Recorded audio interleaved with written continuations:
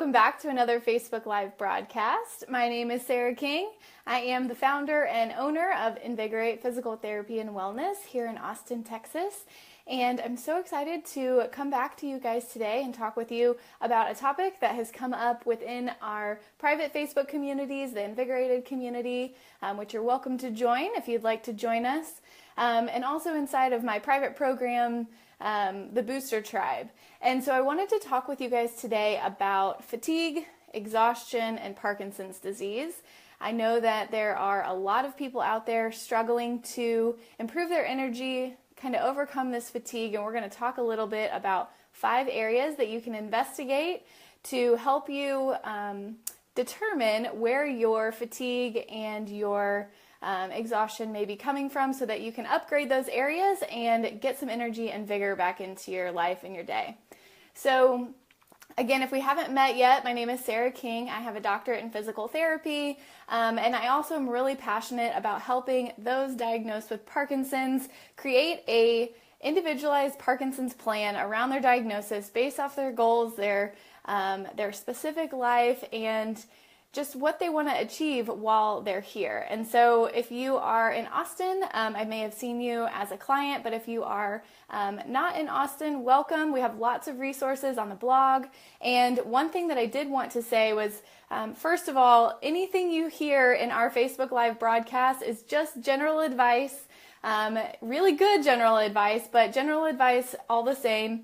And anything that I talk with you about, I want to encourage you to talk about it with your healthcare team. So making sure that you're talking about your energy and your lethargy and any exhaustion that you're having with your healthcare team so that you can tailor all of this information to your specific situation. So again, this is not specific healthcare advice. Please talk it over with your healthcare team. And we're going to dive into a lot of topics today. Exhaustion can be a really comprehensive and complex topic. And so we're going to dive into the 5 areas to investigate. And it may seem like a lot of information coming at you at once. So I want to encourage you to take notes if you can. You can always rewatch this video later. It'll be on YouTube, Facebook, it'll be everywhere for you. But also, I created a free ebook that I've been giving away for a long time. It's called Building a Foundation, and it is getting the most out of your Parkinson's treatment program. So we're going to cover some of those topics in our talk here today. But if you can go to my website and sign up for that free ebook, it'll come to you in PDF form, and you'll also get weekly emails from me coaching you through how to upgrade these certain areas of your life so that you can feel better, move better, and really just live the best life that you possibly can. So you should see the link either above or below or maybe even next to this video depending on when you're watching it. But I highly encourage you to go over there, download the ebook. It's completely free, no strings attached.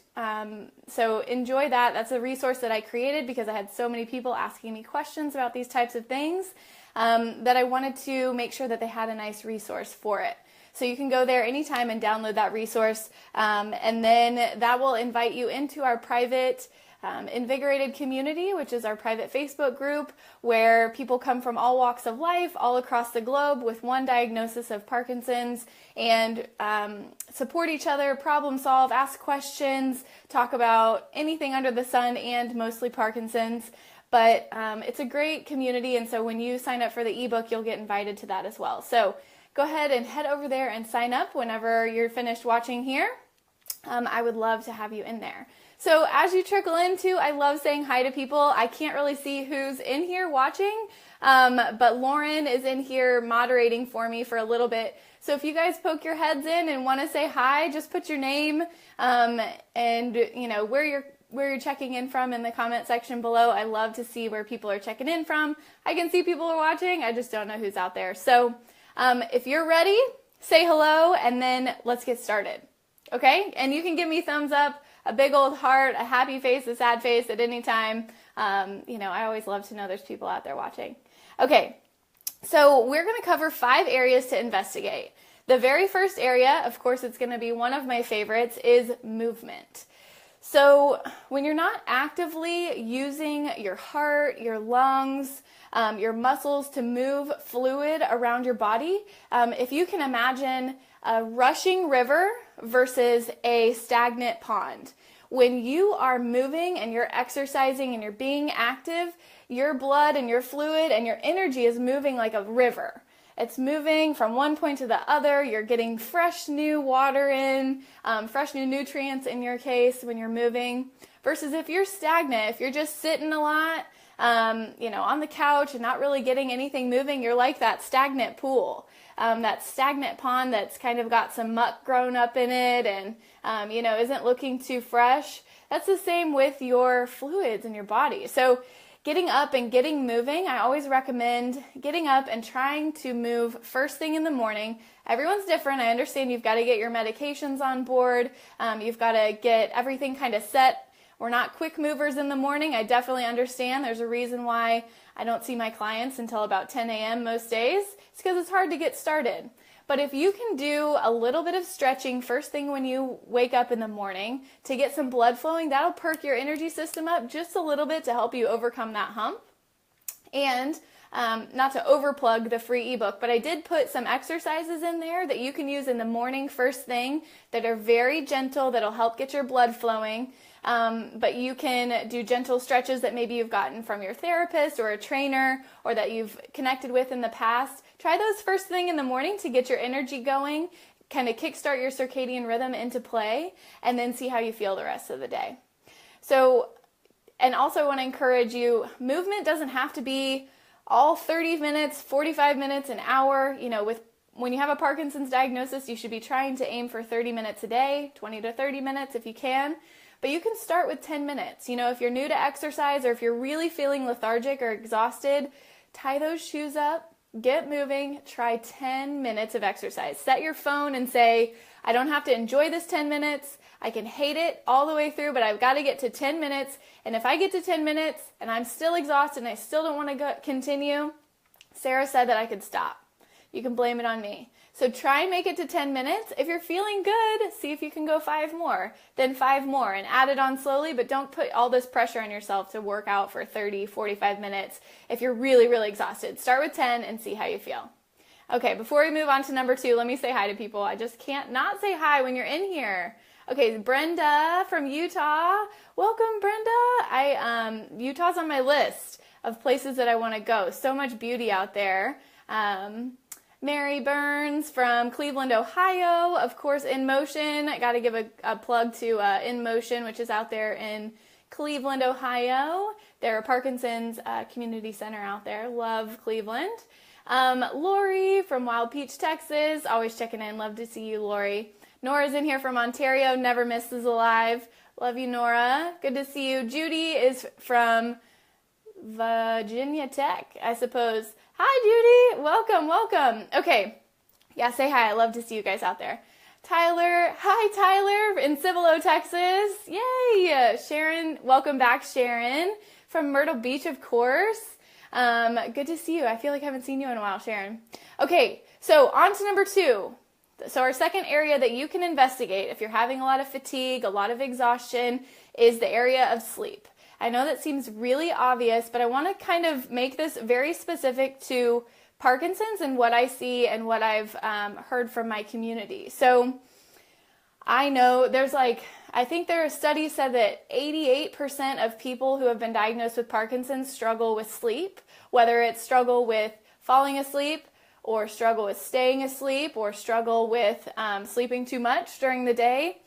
There are a lot of symptoms inside the sleep realm that can really kind of make us go around in circles. And so I want to dive a little bit deeper into the sleep talk so that we can really kind of pick out what may be going on. So the first part of making sure that you are sleeping well is to optimize your sleep routine. It's not to say, oh, I'm not sleeping well, so I'm going to go on and find a sleeping medication. I'm going to get on my Xanax, my Ambien. Those can be very helpful. I'm not an anti-medicine in any capacity, but I think that they should be supplements to a healthy routine instead of trying to make up for an unhealthy routine. So don't just throw sleeping medications onto a really bad sleep routine. Because sleep quality and disease progression are really closely linked. And if you're just taking an Ambien or a Xanax, you may not actually be getting the quality of sleep that you really need. And so optimizing your sleep routine, I'm going to give you a few tips here, but I also wrote a 2-part sleep series over on the blog. But when you optimize your sleep routine, the most important part is to make sure that you have a consistent bedtime and a consistent wake time. I know that not all of you, but some of you may be already retired, so you're not on someone else's schedule anymore. And it's hard to motivate yourself to get up at a certain time and go to bed at a certain time sometimes when you don't have someone else planning your day. So if you can choose a time at night that you are getting sleepy, there's this analogy of the sleep train. The sleep train comes and you can hear it coming because you start to maybe feel a little tired, your eyes start to close, and some of us will hop on the sleep train and go to bed, which is what you should do. And some of us will say, oh, I'm kind of sleepy, but I'm going to turn on that HGTV series for a couple episodes. For me, it's Game of Thrones. But I know we may be a little bit different in our TV watching habits. So some of us, we missed the sleep train. It came, it said hello, it passed by, and you were like, nope, I'm going to watch HGTV, thanks, instead until 2:30 in the morning. And then I'm going to take a Xanax, and then I'm going to see Sarah at 10 a.m. That doesn't work. Not that that's a specific shout out to someone that happened to today, but, figuring out when your sleep train comes and deciding that that's maybe going to be your bedtime. And then your wake time typically should be around the time that the sun comes up, since that's the natural circadian rhythm that you're going to follow. But pick a sleep time, pick a wake time, and stick to it for 30 days. Try and be consistent, plan everything else around it, sleep time, wake time, consistent for 30 days. Another great thing to do is to start to reduce the amount of blue light exposure you have during the day and right before bed. So blue light is really commonly coming from phones, from computers, from television. It's a certain wavelength that interferes with your ability to produce melatonin, which helps you, or serotonin. Now that I say that, I'm not sure. But it's the hormone that induces your sleep cycle. Blue light blocks that. And so if you can get a blue light blocker on your computer, on your phone, there are even blue light blocking glasses. Mine aren't up here. I would show you mine. That you can slip on as soon as the sun goes down to help you start to filter out the blue light that really shouldn't be coming into your eyes after dark. Is really helpful, and I'm going to give you a resource to find a pair of those pretty soon. And then also, if you're able to journal or somehow clear your mind of some of the anxious thoughts that may be going through your head, there's mindfulness-based stress reduction that can help you recenter with your body and calm your mind in order to help you induce sleep. But getting those anxious thoughts off your mind can also be really helpful. So I'm going to have Lauren in the comment section below. I'm going to have her put 2 links. The first link is to a blog post that is all about optimizing your sleep routine. I dive really deep into that. And then the second post is about products that could potentially help you sleep. So a couple that I really love in there is magnesium at night that can help not only with cramps, but it can help deepen your sleep and help induce sleep. And there's another brainwave app, and that actually is music that can help get your brain in sync with the brain waves that it needs to dive deep into sleep. So those are a few that are on that list. And if you are struggling with sleep and you think that this is an area you want to investigate, go ahead and dive into those resources and start to implement those things immediately. And I do want to say we have 5 areas, but just pick one that seems to resonate. You're going to hear one of these areas and go, I think that might be what's causing my problem, and start there. Work through that for a little while and then go on to the next area. It's a process, and to do everything at once is really, really difficult. So pick out one area, try some new techniques out for maybe 30 days, a month, and circle back and see how your sleep is doing. Okay, let's see. Bonnie's checking in before we go on to sleep disorders. Bonnie's checking in. Good to see you. Good to see you, Bonnie. Thank you for coming back. Okay, so if you are having trouble sleeping and you optimize your routine and you're really consistent, but you're still having trouble sleeping, I want to bring to your attention 3 different sleep disorders that are pretty common in Parkinson's, so that you can talk to your physician about getting checked to see if there are any specific techniques for you that you can use for these different things. So sleep disorders, I want to say, can contribute to excessive daytime sleepiness. So if you're finding yourself really groggy throughout the whole day, maybe taking multiple naps during the day, and you have a regular exercise routine, but you're still just really, really tired overall, just over kind of an overwhelming, excessive sleepiness during the day, then you may need to be checked out for a sleep disorder. And there are three that I want to talk about. One is insomnia, which is either difficulty falling asleep or difficulty staying asleep. And then we have something called REM, sleep disorder, which is REM, sleep disorder. You may have heard of this. This is when your body doesn't completely paralyze itself as you're sleeping, and so you end up acting out your dreams physically. So you'll know this because your partner will tell you that you punched them in the side multiple times last night and you were having a dream about, robbing a bank or something along those lines. Or maybe you sleepwalk quite a bit, or maybe you try and get out of bed at night and you're not awake. That can be a symptom of a REM sleep disorder that you can get tested for to see if that's something that is affecting you. And then sleep apnea, which is essentially not getting enough. It has to do with the amount of oxygen that you're getting at night. Maybe you're not breathing correctly, or there's a lot of different things that could be going on with sleep apnea. So insomnia, REM sleep disorder, and sleep apnea are three areas that you may need to get tested for. And you can mention it to your physician. He's sleepwalking at night. He's really, he's punching me in the side at night.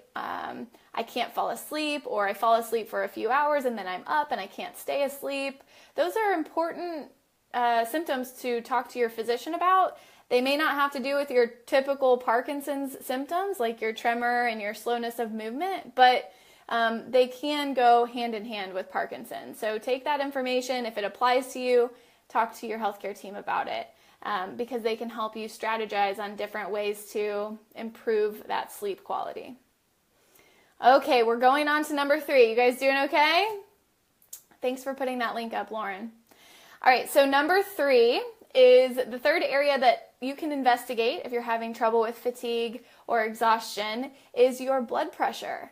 And I will say this is something that goes overlooked quite often. It's something that myself and other physical therapists, it's one of our pet peeves. And if you are not tracking your blood pressure and you are chronically fatigued and exhausted, you may be missing a really big piece of the puzzle. So there are a few different kind of medical jargon words we're going to jump into with blood pressure. One of them is orthostatic hypotension, and it's abbreviated OH.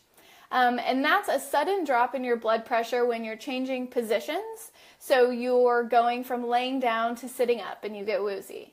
You're going from sitting down to standing up and you feel woozy or really dizzy, or you potentially could pass out. Maybe you feel really heavy in the legs, really exhausted all of a sudden.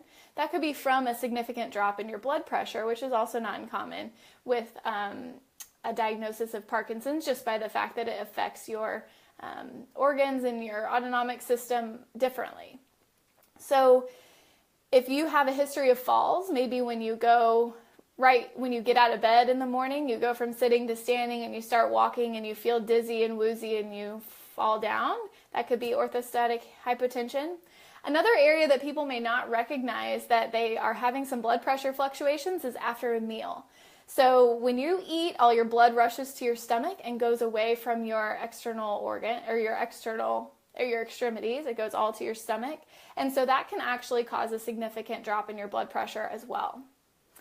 So if you feel like some of those may be your issue, or you know that you are struggling with orthostatic hypotension, this is a really big key. Talk to your physician about it, because you're likely on some type of hypertensive, if you've had high blood pressure and now you're on a blood pressure medication, that can definitely affect your blood pressure. But you should consider slowly changing your position, so not going from sitting to standing too quickly, or laying down to sitting up too quickly. You can also make sure that you're staying hydrated, which we're going to touch on here in a little bit. And you can also try wearing compression stockings or even garments. They have compression garments that'll go around your midsection as well to help you regulate your blood pressure. So if you notice that you're staying hydrated, you're not moving as quickly out of a position, and you're maybe wearing some compression stockings and your energy is improving, then you may have some issues with circulation. But those techniques may work really, really well for you. And the thing that I want to mention as well is when you have really low blood pressure over a long period of time. So not just a sudden drop in blood pressure and then it regulates again, but low blood pressure for a long period of time. Maybe you know, oh yeah, my blood pressure is just really, really low all the time. What can happen there is your heart and your vessels aren't pushing blood out into your organs as well as it should be. It's called hypoperfusion, which doesn't really matter to you, but essentially your organs, including your brain, is getting less circulation.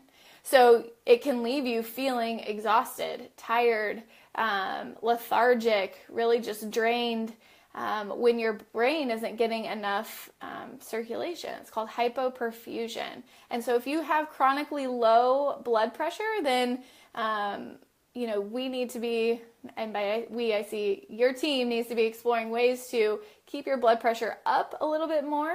And one of those techniques that I encourage to every client, Parkinson's or not, every person watching this, should be staying hydrated. So if you're dehydrated, you don't have as much volume in your blood. It's not as thick, or it's not, I shouldn't say thick.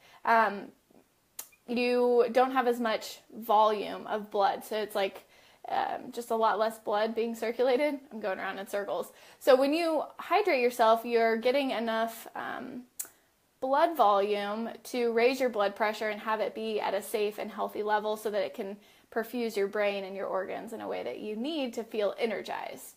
So I did write an article on hydration, and Lauren can put it below, but if you are having trouble staying hydrated, or if you feel like you drink so much water and then you just go to the bathroom every 30 minutes, every 45 minutes, I have an answer for you. It's over on that blog post. Because if you have to go to the bathroom every 45 minutes when you're staying hydrated, then you're not hydrating properly. So I'm going to walk you through how to stay hydrated on that blog post. Go check it out. Let me know what you think. It's something that I recommend. Number one, no matter what your issue is, if you're not hydrated, then you can't tackle that problem. So, okay, we're doing good. We're flying through these. We're about to head on to number 4. If you're doing good, just give me a thumbs up. And if you are watching and you haven't checked in yet, just say hi in the comment section below. I'd love to hear where you're at, where you're from. We're talking about 5 areas that you can explore to see if you can improve your fatigue and your exhaustion. So welcome if you're joining us late. I'm Sarah King. Oh, got lots of thumbs up. Okay. The 4th area that you can explore is your nutrition. So I'm sure if you're watching this and we have any history together, you probably know how much I love to talk about nutrition and brain health and energy. So I actually, I want to say that when your cells aren't getting the nutrients that they need in order to function properly, then you can't possibly have any energy whatsoever. Imagine you're driving your car, you pull up and your gas tank is empty, and you drive a Honda Accord like I do, and so instead of putting in the normal gas, you put in diesel fuel, and you fill it up, and you shut that tank, and you start driving. Your car is not going to function for very long on the wrong fuel. And when you're eating poorly and you're not hydrating, then your cells are doing the same thing. They're saying, I want to function well, but you're feeding me all the wrong stuff and I can't function this way. So if you fill up on diesel and you drive that car long enough, you're really going to do some damage. So I actually did a 4-part video series that some of you may have already watched when it comes to nutrition. It's at www.invigoratept.com/gut health. And so it is way too complex of a topic to dive into deeply here. So I want to direct you over there. If you think nutrition is the area that you want to explore, please go sign up. You get a free workbook, free 4 videos so that you can explore that at your own pace. But in summary, you should be filling up on foods that are high in nutrients and minerals, and those are typically things that you can grow in nature. So you may have heard of the Mediterranean diet, where you've got lots of fruits and vegetables, nuts, seeds, wild fish, lots of olive oil and healthy fats. That's a good place to start, and you really want to avoid that gunk. You want to avoid that diesel fuel going in your gas tank. So foods that gunk you up like diesel gas does, sugar in all of its forms, processed foods, fried foods, unhealthy oils, those are all things that you should be staying away from. They're going to gunk you up. And, trying to eat red meat in smaller portions if you're going to have red meat. And then dairy is definitely in the research not looking great for Parkinson's as well. So a lot of people ask me, okay, so my nutrition, I need to work on that. What supplements can I take? And you can just give me a thumbs up if you'd love to just take supplements and be able to eat your Ben & Jerry's, because I know I would be giving myself a thumbs up for that one. But you can't supplement away a poor diet. So if you're eating really well and you're getting all of your vegetable servings in and healthy fats, and then you still feel like you have some holes in your program, that's when it's time to supplement. And I explore supplements in my the free video series that I mentioned, the Gut Health series, and there are some other ones to explore, but we're going to stay away from that at the moment just because it's a deep dive into nutrition. And I do want to give a shout out to Lori Mishley, who's at the Seattle Integrative Medicine Clinic. She does a whole talk online. It's called Food for Thought, and she talks about supplements there as well. So there are plenty of ways to get lots of healthy nutrients, and I bet if you switched your nutrition around, you gave up sugar for a little while, you gave up the processed junk food, and you kind of figured out how you felt after, 4 weeks, 8 weeks. Oftentimes it takes a little bit of time to get that energy boost back. I bet you would feel a lot better. So I'm really passionate about nutrition. I think it's really, really, really important in the future of Parkinson's treatment, but we'll hop off that today. So we're on to number 5, the 5th area that you can explore if you're having a lot of fatigue and exhaustion. Before I hop into that, I saw some people said hi, so I just want to acknowledge you. Colleen from Hudson, Quebec. I haven't been there yet. It's on my list. Marissa from Denver. Welcome back, Marissa. Dawn's here from Fort Lauderdale. So good to see you guys. Mark and Beth in Michigan. Welcome back, Mark. Good to see you. We've got Kristen in Vegas. Very good to see you. Danny Martinez in Minnesota. Welcome back, Danny. Yeah, we've got some new faces and some familiar faces in here. I love that. Okay, so we're on to the 5th and final area to investigate if you're having issues with fatigue and exhaustion. And this is not a suggestion. This is something that you need to explore at some point or another. If you start with it, that's great. If you don't start with it, please come back to this area. And it's the area of social health. So I want to ask you, how often are you connecting with others? And unplanned from me giving this talk, I saw a TED Talk that I may share on our page, What Makes a Good Life? And really, all the research suggests that the people that are connecting with others in a meaningful way, that feel like they have a support system around them that they believe in and that they trust and that they've developed that deep connection with, they are the healthiest and they are the ones that are living the longest and really say that they have a fulfilling, happy life. So loneliness and isolation can creep in on you, and before you know it, you haven't seen your friends or anyone for that matter for a long time. So I want to encourage you to connect with others, because this feeling of fatigue and exhaustion may actually be apathy or depression, just being interpreted a different way. Depression is definitely a taboo topic, and I want to bring it into the light because I know a lot of you feel lonely or can feel lonely at times, and sad. And so connecting with others, is one of the most important things that you can possibly do to re-energize not just your physical body, but your soul and your mental well-being. So I do want to explore apathy versus depression versus exhaustion and fatigue. So apathy, by definition, is a lack of interest, concern, or enthusiasm. So you're just very apathetic towards doing anything. You're maybe not tired, but you just don't feel like doing anything. That's apathy. And depression is a significant feeling of the loss of hope, sadness, or low spirits, often paired with guilt and feelings of inadequacy, and overlapping with a lack of energy and a disturbance of appetite or sleep. So if those sound familiar, guys, then we need to be really having this discussion around mental health and mental well-being. So finding a tribe that you can be a part of. You are welcome to be a part of my tribe. If you're not, the Invigorated community is a free Facebook community. You're more than welcome to join. But it's a nutrient. It's not a coping mechanism. Seeing other people actually fills your soul in a way that's healthy, that you need. So find time to meet up with anyone. It doesn't have to be anyone diagnosed with Parkinson's. It can be friends, family members, church friends. Just reach out, because the chances that they are lacking that connection is pretty high as well. So go for a walk, grab coffee, go to a church, mass or whatever you observe. Keep a weekly lunch date going. Sorry, I just had a little message on my phone.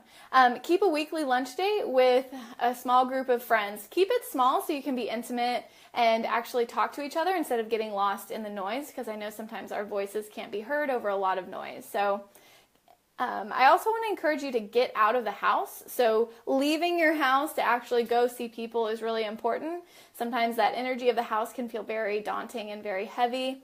And so even if it takes extra time, it's worth doing and being consistent. So it's very normal to feel sad after a diagnosis of Parkinson's, and I don't want to hit on it too much because I know it can be really heavy. But if you're having those feelings, oftentimes we don't talk with anyone about processing that diagnosis. Some of you have, we all do it in different ways, but finding someone who can help you process those feelings is really important instead of holding them all inside. That can feel heavy and that can feel fatiguing and exhausting.